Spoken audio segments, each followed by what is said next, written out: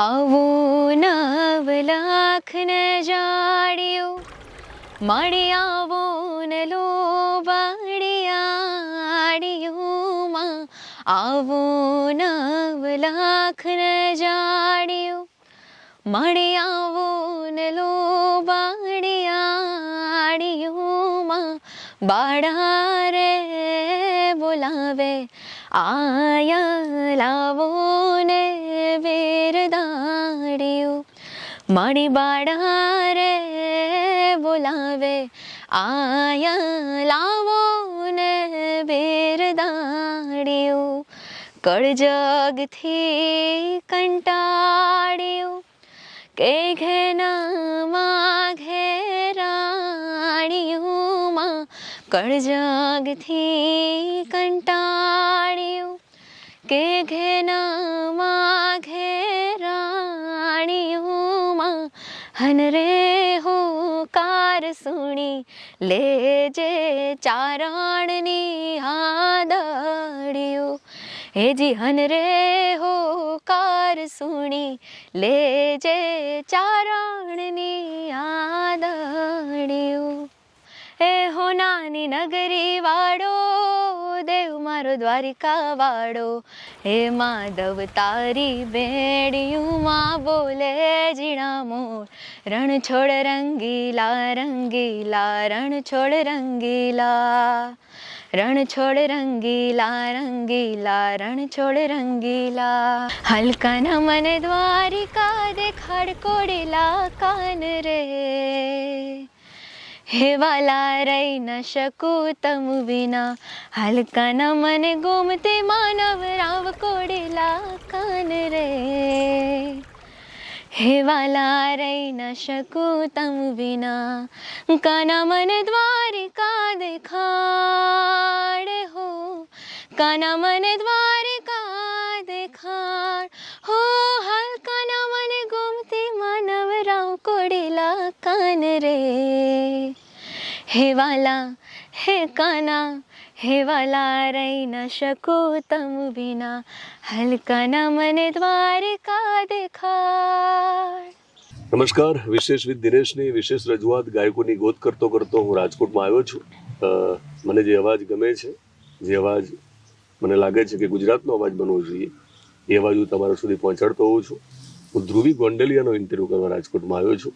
પ્રકૃતિની વચ્ચે બેઠા છીએ, પાણીનો ખડખડ અવાજ પણ સંભળાય છે, પણ એમનો અવાજ ખૂબ મીઠો છે, કોકિલ કંઠી પોતે છે. હર્ષદભાઈ ગોંડલિયા એમના પિતા. જ્યારે હું દિવ્યભાસ્કર.com હતો અને દિવ્ય ભાસ્કર જ્યારે ગુજરાતમાં પગ પેસારો કરે છે, ત્યારે દિવ્ય ભાસ્કરના સમાચાર વિભાગ સિવાયના બાકીના જે વિભાગો છે એ ખૂબ અગત્યના હોય છે. એમાં હર્ષદભાઈએ કામ કર્યું અને હર્ષદભાઈને પત્રકારત્વ જગત સાથે એટલા માટે નાતો કે એમને દિવ્ય ભાસ્કર સાથે કામ કરેલું. એમની આકાંક્ષા જે છે એ પછી એ વારસો એનો આગળ વધારે છે અને પત્રકારત્વ ક્ષેત્રે સરસ કામ કરે છે. હવે રાજકોટમાં આપણે એમને જોઈએ છીએ. અને ધ્રુવી જે છે એમને ભગવાને અવાજ આપ્યો છે, એટલે બંને ક્રિએટિવ ફિલ્ડમાં છે, પણ આ એક પોતાની એક અલગ સફર શરૂ કરી રહ્યા છે. એ સફરની શરૂઆતમાં મળ્યો છે. ગાયકોની ગોતનો મારો ઈરાદો એવો છે કે જે લોકોનો અવાજ સારો છે એ અવાજ ગુજરાત સુધી પહોંચાડું તો એમનો સંઘર્ષનો સમય ઓછો થઈ જાય અને સફળતા ઝડપથી મળે. આ ઈરાદાથી આ ઇન્ટરવ્યૂ કરતો હોઉં છું. તો શરૂઆત ગાવાથી જ કરીએ, કારણ કે વાતો કરતા લોકોને અવાજ બહુ ગમતો હોય છે. સંભળાવો. હે મેં તો માર્યો છે કડાયેલ મોર કુંવર ચેલૈયા રે કુંવર ખમા ખમા તુને ચેલૈયા રે કુંવર ખમા ખમા તુને હે તારે હાલડે પડી હડતાલ કુંવર ચેલૈયા રે કુંવર ખમા ખમા તુને ચેલૈયા રે કુંવર ખમા ખમા તુને. તમારા પપ્પાનું નામ તો લીધું જ છે મેં, તમારી બહેનને પણ યાદ કર્યા, પણ તમને મને ઠેસ પણ વાગે તો તમને ખમ્મા કે એ તમારા મમ્મીનું શું નામ? નીતાબેન હર્ષિતભાઈ ગુંડલિયા એ મારા મમ્મી. જી. શું કરો છો અત્યારે તમે? અત્યારે હું ડિપ્લોમા કોમ્પ્યુટર એન્જિનિયરિંગ કરી રહી છું. ઓકે. તો ગાયકી સાથેનો જે નાતો છે અથવા તો જે તમને પ્રેમ છે એ કઈ રીતે અને કેટલા વર્ષો પહેલા તમને લાગ્યું કે તમારે આ ફિલ્ડમાં આગળ વધવું છે? હું જ્યારે છે ને બીજા ધોરણમાં હતી ત્યારથી મેં પ્રાર્થના સભામાં મેં પહેલી વાર મેં સોંગ રજૂ કર્યું હતું અને ત્યારથી જ મમ્મી પપ્પાને લાગતું હતું કે નહીં આમનો અવાજ બહુ સરસ છે એટલે આપણે આગળ વધવું છે. ત્યારથી આવી રીતે શરૂઆત થઈ. ઓકે. પ્રાર્થના હોય એટલે ભજન પણ હા ગાયા હશે તમે? મને લાગે છે કે આજકાલ જે રીતે લાલો ફિલ્મ હા નું જે સોંગ વધારે હિટ થયું છે તો લોકો મને લાગે છે કે થોડાક આધ્યાત્મિક કોન્ટેન્ટને પસંદ કરે છે અને વધારે એ અત્યારે ટ્રેન્ડિંગમાં હોય છે.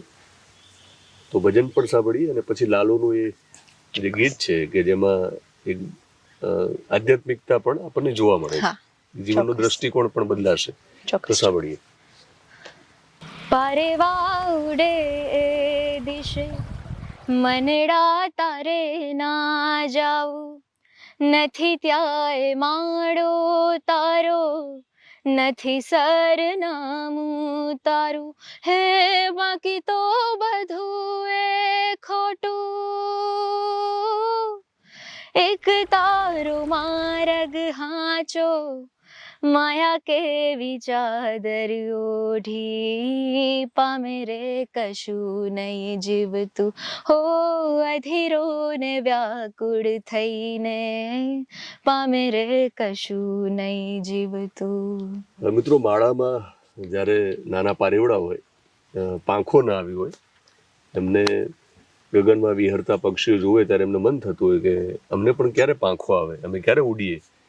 તો ગુજરાતમાં એવા ઘણા પારેવડાઓ છે, દીકરા દીકરીઓ કે જે નાના છે, જેમને ગાયકીના ક્ષેત્રમાં આગળ વધવું છે. એટલે એ લોકોને ડર લાગે કે અમને પાંખો ક્યારે આવશે, અમે ક્યારે ઉડીશું, કારણ કે સ્પર્ધા છે, મોકો મળતો નથી. તો ગાયકોની ગોત એટલા માટે કરું છું કે તમને પાંખો મળે અને તમે તમારું જે માર્ગ છે એ માર્ગમાં આગળ ઝડપથી વધો. એના માટે હું તમને સાથે લઈને ચાલવા માગું છું. તમારો એક વોટ્સએપ નંબર આપું છું તમને અહીંયા, કે તમારે પણ ગાયકોની ગોતમાં આવવું હોય તો તમારો વિડીયો મોકલશો. સાદો વિડીયો, જરૂર નથી કે તમે ક્યાંક રેકોર્ડિંગ કરીને મોકલો. હાર્મોનિયમ નહીં હોય તો પણ ચાલશે. તમે ગીત, લોકગીત, લગ્ન ગીત, ભજન, તમારે જે ગાવું હોય મોબાઈલમાં નાનકડો એવો વિડીયો બનાવીને મોકલો. તમારી ડિટેલ મોકલશો તો ઝડપથી હું સંપર્ક કરીશ અને ગાયકોની ગોતમાં તમને પણ આ પ્રકારે મોકો મળશે. ગાયકોની ગોત કેમ જરૂરી છે આજના સમયમાં? કારણ કે એમાં એવું છે કે મારા જેવા જ બધા સિંગરો છે કે મારું બેકગ્રાઉન્ડ એવું છે કે ચલો મમ્મી પપ્પા મને સપોર્ટ કરે છે, બેન છે, એટલે ઘણી છોકરીઓ એવી હોય છે, છોકરાઓ બી, કે એમના પરિવાર તરફથી સપોર્ટ નથી રહેતો. એટલે એમના માટે આ જરૂરી છે કે પરિવારનો સપોર્ટ પણ મળી ગયો, પણ એ પછીની આખી જે જર્ની છે શરૂઆતની, એમાં કેમ જરૂરી છે? પછી એમાં એવું થાય કે ચાલો આગળ બી વધી ગયા, પરિવારનો સપોર્ટ બી મળી ગયો, પણ ફેમ નથી મળતી. તમારા વિડીયોઝથી બધાને ફેમ મળી શકે, લોકોને ખબર પડે કે ભાઈ આ અવાજ છે એમ. એટલે એ રીતે જરૂરી છે. મિત્રો, સવાલ મેં એટલા માટે કર્યા કે વખાણ નહોતા મારે કરાવવા મારા શોના, પણ જ્યારે હું એક તમને પ્લેટફોર્મ આપું છું પછી મહેનત કરજો. મોટાભાગના કિસ્સામાં એવું થતું હોય છે કે ખાલી એક ઇન્ટરવ્યૂ આવી ગયા પછી જો એવું માની લેશે કે હવે મહેનત કરવાની જરૂર નથી તો એટલે એ યોગ્ય નથી. એટલે આ જરૂરી છે. ઘણા દીકરા દીકરીઓ મને વિડીયો મોકલે એવી અપેક્ષા હોય કે હું ઝડપથી ઇન્ટરવ્યૂ કરી લઉં, પણ મને એવું લાગે કે હજુ તમારે થોડું ઘસાવાની જરૂર છે તો ચમકશો તમે. કે હું જ્યારે હું પ્રેઝન્ટ કરી દઈશ તમને ગુજરાત સામે તો અવાજ નબળો હશે તો તમને નુકસાન જશે. એટલે ક્યારેક હું તમને ન મોકો આપું ઝડપથી ને તમને એવું કહું તમે તૈયારી કરો તો નિરાશ થવાની જરૂર નથી અને પોઝિટિવ લેજો તમે. પણ ગાયકોની ગોત કરતો કરતો આવું તો છું જ. ઘણા સમયથી હર્ષદભાઈ સાથે વાત ચાલતી હતી પણ ફાઇનલી આજ આવ્યો ને. થેન્ક યુ સો મચ આ તક આપવા માટે. પણ તમે સરસ, તમારો અવાજ છે ને ગુજરાત સુધી ઝડપથી પહોંચવો જોઈએ. તો તમારું સ્કૂલિંગ જે ચાલ્યું પછી તમે કોલેજ કરો છો એ દરમિયાન તમે અલગ અલગ સ્પર્ધામાં પણ ભાગ લીધો? હા, અલગ અલગ સ્પર્ધા છે અને આવી રીતે આપણે નવરાત્રી હોય છે ત્યારે કહેવાય ને કે ચાન્સ મળે ક્યાંક ગાવા માટે, એટલે એવી રીતે. ચાન્સ લેવા માટે શું કરવું પડતું હોય? ચાન્સ લેવા માટે તો એમાં એવું છે કે પપ્પા બધા વાતચીત કરતા હોય છે કે ભાઈ આ મારી દીકરી છે, તમે પ્લીઝ એમને ચાન્સ આપો એક સોંગ ગાવા માટે.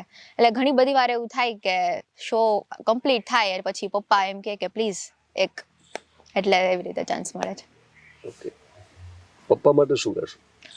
પપ્પા માટે કહું એટલું બધું ઓછું છે, કારણ કે કહેવાય ને પપ્પા છે એટલે હું આ લેવલ સુધી છું. કારણ કે જો પપ્પા અને મમ્મીનો સપોર્ટ ન હોત તો કદાચ અમે બંને બહેનો આટલું ન કરી શકત. શું ગાશો એમના માટે? પા પગલી મેં કીધી ઝાલીને મારું હાથ, જીવની ઢગલી મેં આખી રાખી છે તારી કાંચ. હો મારા વાલા, હો મારા વાલા. કોઈ પણ ફિલ્ડ હોય, જ્યારે બાપ દીકરી માટે ઘણું બધું કરતો હોય અને પછી દીકરીને એવું લાગે કે હવે એને એક સમજણ આવી ગઈ છે, પોતાના નિર્ણયો જાતે લઈ શકે એમ છે, લેવા જોઈએ. આપણે એવું તો નથી કે આપણે તાલિબાનમાં રહીએ છીએ, નહીં, છોકરી જાતે નિર્ણય ન લઈ શકે, પણ જ્યારે હાથ દેવાનો હોય બીજાના હાથમાં ત્યારે યોગ્ય પાત્ર ન હોય. જ્યારે બાપ પાઘડી ઉતારતા દ્રશ્યો આપણે જોયા છે પોલીસ સ્ટેશનમાં કે બેટા રહેવા દે, તો કેટલા બાપને સમજવા જરૂરી છે દીકરીઓએ? બાપને સમજવા તો બહુ જ જરૂરી છે. અને એવું નથી કે મમ્મી પપ્પા નથી સમજતા આપણને કે ભાઈ, કહું તો લવ મેરેજની જ આપણે અત્યારે બહુ ઘણા બધા કિસ્સા જોઈ છે કે ભાઈ લવ મેરેજ કર્યા. એટલે એવું નથી, મમ્મી પપ્પાને તમે સમજાવો એટલે સમજી જાય, નથી સમજતા તો એમનું ડિસિઝન જ આપણા માટે સાચું. કારણ કે એ આપણા માટે સારું જ વિચારે છે ને, એવું તો નથી કે ભાઈ એમને દીકરીને ખુશ નથી જોવી. એટલે કદાચ એમ કહી દે કે ભાઈ આ પાત્ર સારું નથી તો વાંધો નહીં, ઊભા રહી એના જાઓ. પર વિચાર કરવાની જરૂર ખરી. 100%. એવું માની ન લેવું કે દરેક વખતે પપ્પા જ સાચા હશે. એવું પણ બને કે દીકરી સાચી હોય, મને લાગતું હોય કે આ પાત્ર મારા માટે વધારે યોગ્ય છે, પણ ક્યાંક સામાજિક દબાણમાં તો એ બાપ પણ મારી દ્રષ્ટિએ યોગ્ય નથી કે ખોટા હાથમાં તો એ નક્કી કરેલા પુરુષને આપી દે દીકરી. એ પણ ન કરવું જોઈએ. હા, એ બી સાચું છે. એટલે બે પાસા છે કે આપણે જે પાત્ર ગોત્યું છે, આપણે પાત્ર જેવું ગોતવું જોઈએ કે એ વ્યક્તિ આપણા પપ્પાને સમજાવી શકવો જોઈએ કે ભાઈ નહીં, કે હું તમારી દીકરીને લઈ જાઉં છું તો કંઈક મારામાં છે જ ત્યારે જ લઈ જાઉં છું, એટલે હું કેપેબલ છું.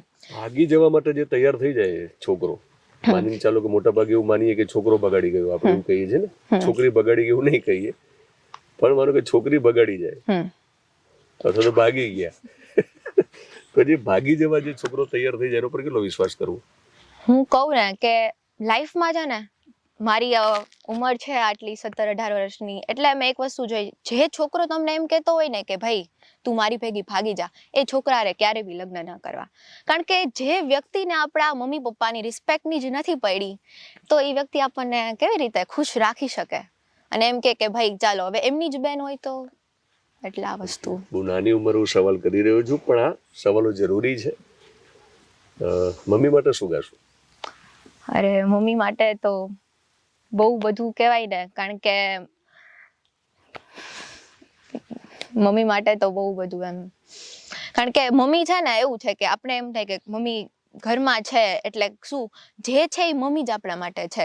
એ ઘરનો કહેવાય ને પાયો છે આપણો. પુરુષ તો બહાર નીકળે છે, બહાર નીકળે છે. મમ્મી અમારું શેડ્યુલ સાચવે કે ભાઈ મારી દીકરીનો પ્રોગ્રામ છે, અત્યારે જ ઇન્ટરવ્યુ માટે આવું હતું તો મમ્મી મને તૈયાર કરવામાં કે નહીં મારી દીકરીનો ઇન્ટરવ્યુ છે, એટલે મમ્મી તો ભાઈ માં બીજા વગડામાં આપણે ઇન્ટરવ્યુ કર્યું અને અચાનક મેં સવારમાં ફોન કર્યો, હા હું આવું છું.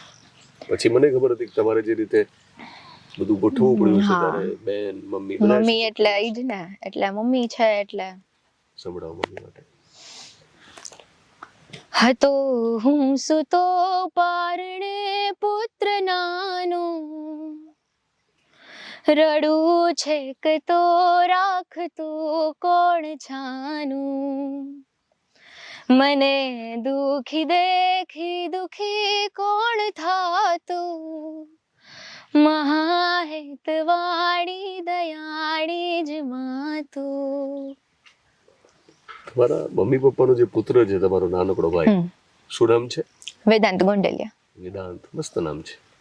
વેદાંત માટે શું ગાશો ને પછી એમાં સાથે જે ગીત ગાશો એમાં આકાંક્ષા પણ આવી જ જશે મને લાગે છે. હા, એમાં જ મારું જ રામોડિયોમાં સોંગ આવેલું છે, એટલે એ જ હું કહીશ. મારી રાખડીનો બાંધનારો જન્મો જન્મ ભાઈ થાત મારો, ખમા તને મળી જાય આવે, ખમા તને મળી જાય આવે.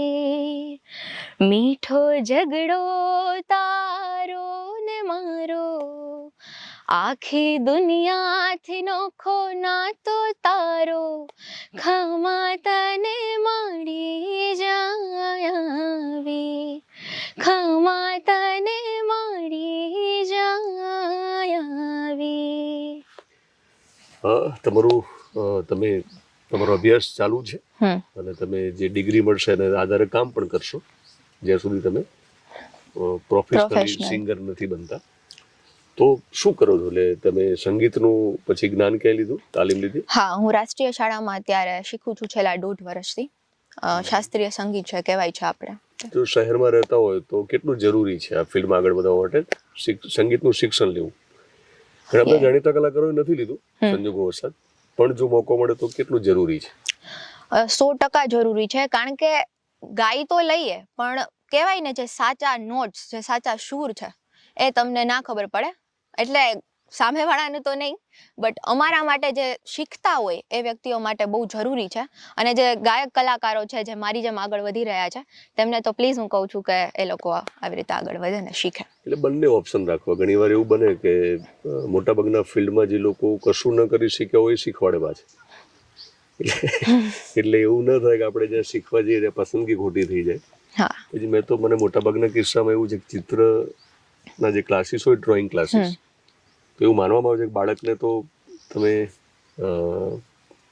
પેન, પેન્સિલ, સ્કેચ એને જે કરવું હોય એના ઉપર એક કાગળ આપી દો, રંગ આપી દો, તો કદાચ વધારે પોતાની ક્રિએટિવિટી પેલો માણસ એવું જ શીખવાડશે કે જે એને આવડે છે.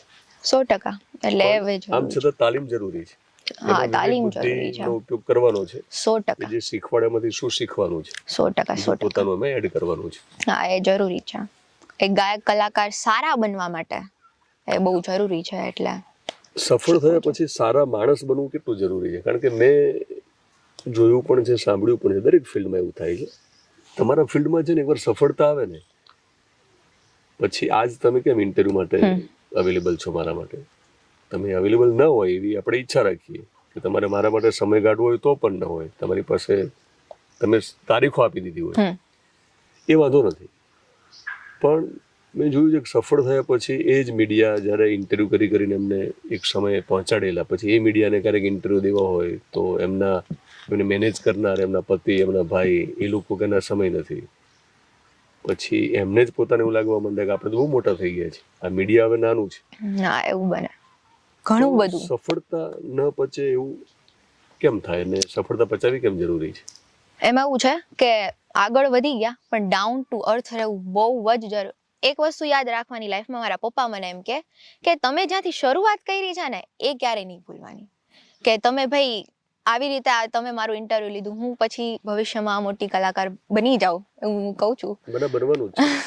એટલે તો બધું તમારા આશીર્વાદ. એટલા માટે હું છે ને આ બધી સાબિતી ભેગી કરી રહ્યો છું. પછી જો તમે અભિમાન કરો તો હું બતાવીશ કે જો એક નહીં, મારી શરૂઆતના કહેવાય ને એ સમયગાળામાં તમે સાથે રહ્યા છો એટલે એ તો ક્યાં નહીં. મારી તો ચિંતા નહીં, હું તો ફકીર માણસ. એટલે ભવિષ્યમાં ગમે તે પણ આપણે સાબિતી છે. ભવિષ્યમાં હું કહીશ કે જો આવી વાતો કરતા હતા હવે તો બહુ મોટા થઈ ગયા એટલે મીડિયાને ઇગ્નોર કરે છે. ના કરે છે મીડિયાનું. નહીં, એવું કંઈ જ નહીં થાય. અને બહુ ડાઉન ટુ અર્થ રહેવું જરૂરી છે લાઈફમાં. આ મેં એટલા માટે વાતો કરી કે આનાથી એક પ્રકારે મેનિફેસ્ટેશન પણ થઈ ગયું કે આવું નહીં થયેલો મતલબ એવું તો થવાનું જ છે, તો આવું નહીં કરી એટલે ન ખબર પડતા હવે મેનિફેસ્ટેશન થઈ ગયું છે. બહુ મોટા સિંગર તમે બનવાના છો. તમારી દયા ભગવાનની. તમે જે સિંગર બધા ગાયકોની અને ગાયિકાઓની વાત નથી કરતો, પણ તમે જેને પ્રેમ કરો છો તમે જોજો તમે એમને ફોલો કરતા હશે, તમને ફોલો નહીં કરે, ફોલો બેક. એ કારણ કે તમે જેમને પ્રેમ કરો છો એક તરફી, તમે ચાહકો છો ને એના કારણે એમનું અસ્તિત્વ છે, પણ તમારા સુધી મીડિયા જ્યારે એમને પહોંચાડે શરૂઆતમાં, તમે એવા ઘણા ગાયક ગાયિકાઓને જોયા છે કે જેમને અત્યારે મીડિયા સામે આવે તો કે ક્યાં આવી ગયા, નથી ગમતા. એટલે એવું નહીં કરવાનું. જયા બચ્ચનને આપણે જોઈએ છીએ ઘણી વાર, એમનું મોઢું ચડેલું હોય છે, નથી ગમતું લોકોને. આ બધી વાતો એટલા માટે કરીએ છીએ ગાયકોની ગોતમાં કે જરૂરી છે જેટલા સારા માણસ હશો તમારા ફિલ્ડમાં તો તમે આગળ જશો. નહીતર એક સમય એવો આવશે કે કોઈ નહીં બોલાવે અને ત્યારે 100%. તમારે લોકોની જરૂર હશે કે આવો ને, બેસો ને. 100%. સારા માણસ જ હોવું જરૂરી છે, બાકી તો કોઈ ઓકે. કરી સારા શકે. ગાયક બનવા માટે તમે કીધું કે તાલીમની જરૂર છે, જે તમે તાલીમ લીધી, હજુ પણ તમે રિયાઝ કરતા હા. હશો. સવારે ને એવી રીતે. અ, ઘણા બધા ગીતો અલગ અલગ જોનરમાં તમે ગાઈ શકો એમ છો. સિંગિંગમાં ગીત, લગ્ન ગીત, ભજન, લોકગીત, ગઝલ પણ હોઈ શકે. સંભળાવો. ભજન આપણે છે. કાચી રે માટીનું કોળિયું અકાયા, જબકી ને બુજાવાનું રે, જાનકીનો નાથ પણ જાણી રે શક્યો નહીં, કાલે સવારે શું થવાનું. આ તમે વાત કરી એમ ડાઉન ટુ અર્થ, કાલે શું થશે કોઈને નથી ખબર, એટલે અભિમાન ક્યારેય લાઈફમાં ન કરવો જોઈએ. એટલે મિત્રો, મને લાગે છે કે પરમાર્થ માટે પત્રકારત્વ માધ્યમ બનવું જોઈએ. એટલે હવે પછી મારા મોટાભાગના વિડીયો એ પ્રકારના આવે એવો મારો પોતાનો પ્લાનિંગ છે ઓકે. કે હું એ પ્રકારનું જ કોન્ટેન્ટ આપું કે જેમાં ન ખબર પડતા પત્રકારત્વના માધ્યમથી તમે પ્રભુને ગમતા કામો કરો અને પરમાર્થ કરો, તો તમે બહુ મોટી ફી લેશો મોટા સિંગર બનીને, પછી તમે સેવા કરશો સમાજની. ઓફકોર્સ મોટા આપણે કહેવાય કે કોઈ પણ મોટા સિંગર હોય છે, અમે કહેવાય ને બધાને આપણે જોઈએ છીએ, અમે મોટા બનશું એટલે અમે ભાઈ સમાજનું ને આપણે બધું જોઈ છીએ, એટલે યસ 100% સેવા તો કરવાની જોઈએ. એટલે તો કહેવાય ને અત્યારથી હું જ એમ કહું છું કે ભાઈ હું આ કહેવાય ને સિંગર બનીશ તો આ સારા કામ કરીશ, આ સારા, એ મારી કહેવાય ને લિસ્ટમાં છે અત્યારે હાલની તકે. એટલે યસ સેવા તો ઓફકોર્સ. ઓકે. તમારા લિસ્ટમાં એક કલેક્શન પણ હશે યસ. કે આ સોંગ મને વધારે ગમે, આ સોંગ વધારે ગમે, પછી તમે જરા ગાવાની વાત આવે તો પણ તમે વધારે ગાતા હશો કે અમારે વધારે ગાવા છે, દિલની નજીક છે, તો સંભળાવો. આપણે કૃષ્ણ ભગવાનનું પ્રભાતિયું છે. હે જાગને જાદવા કૃષ્ણ ગોવાડિયા, તુજ વિના ધેનમાં કોણ જાશે, હે જાગને જાદવા દૈતણા દૈથરા ઘીતણા ઘેબરા, કઢીએલા દૂધડા કોણ પીશે, હે જાગને જાદવા. મિત્રો, આપણે જાગી જવું જોઈએ કે આવો અવાજ સારો હોય તો કેટલું ઊંઘીશું આપણે. આ વધારે લોકો સુધી પહોંચાડો એટલે ગુજરાતનો અવાજ બને, અને જ્યાં જ્યાં વિશ્વમાં ગુજરાતીઓ વસે છે ત્યાં આ અવાજ ઝડપથી પહોંચવો જોઈએ. હા, સાંભળીએ હજુ થોડું, કારણ કે તમારી સફરમાં તો આપણે અત્યારે આટલી જ વાતો કરી શકીશું, કારણ કે હજુ તમારી શરૂઆત છે, એટલે સંઘર્ષ ને બધું હજુ ઘણું બાકી છે. અને ગાયકોની ગોત એક એવો પડાવ છે જે શરૂઆતનો છે. આમ જરૂરી છે કે સંઘર્ષ તમારો ઓછો કરવો, પણ મહેનત છોડવાની નથી. સંઘર્ષનો સમયગાળો મારે ઓછો કરવો છે. ક્યારેક કોઈ કારણોસર મોકો ન મળે અને આખી જિંદગી ગાયક ન બનવાનો વસવસો રહે, એ પણ ન રહે, એટલા માટે કરું છું. તો હજુ સાંભળવા તો છે જ મારે, વાતો નથી કરાવતો વધારે. ચોક્કસ. શ્રવણ કાવડ લઈને ફરતો,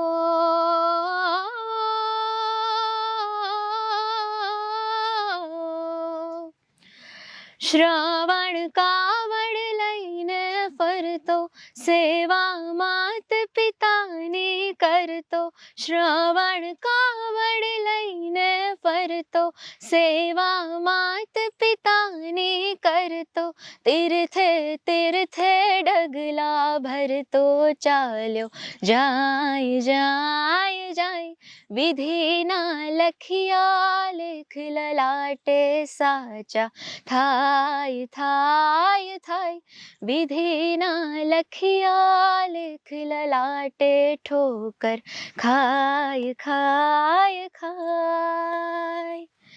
મેરું તો ડગે પણ જેના, મન ના ડગે સતી પાનવાય, મરને ભાંગી પડે ભરમાં ડરે, વીજળી ન ચમકારે, વાહ. મોતીડા પરોવો પાનવાય, અચાનક અંધારા થાશે જી.